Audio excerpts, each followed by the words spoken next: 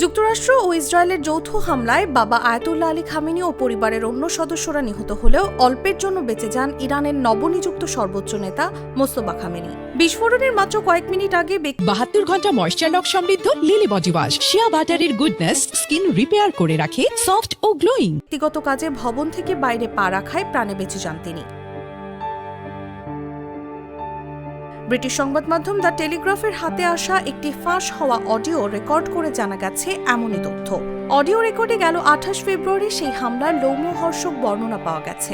Audio record থেকে জানা গেছে হামলায় ইরানের সামরিক প্রধানের শরীর ছিন্ন ভিন্ন হয়ে কয়েক কেজি মাংসে পরিণত হয় এবং খামেনির এক জামাতার মাথা দ্বিখণ্ডিত হয়ে যায়।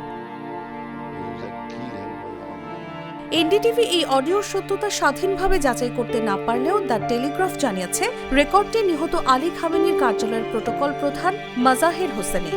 গেল 12 মার্চ তেহরানে এক বৈঠকে তিনি এ বর্ণনা দেন। প্রতিবেদন অনুযায়ী খামেনি পরিবার ও ইরানের শীর্ষ নেতৃত্বকে একসঙ্গে নির্মূল করার এক সমন্বিত পরিকল্পনার অংশ হিসেবে গেল 28 ফেব্রুয়ারি স্থানীয় সময় সকাল 9:32 খামেনির ওই কম্পাউন্ডে হামলা চালানো হয়।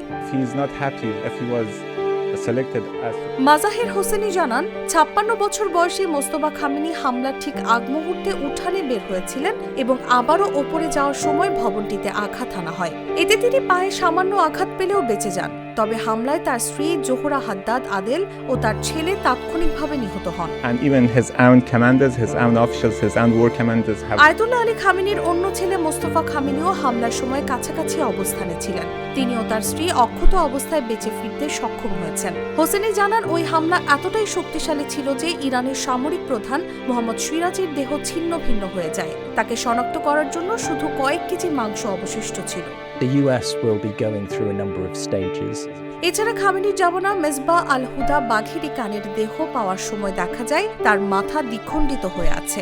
হোসেনের দেয়া তথ্য অনুযায়ী খামেনি পরিবারের সদস্যদের থাকার জায়গা সহ ওই কমপ্লেক্সের বিভিন্ন অংশে একই সঙ্গে একাধিক হামলা চালানো হয়েছিল।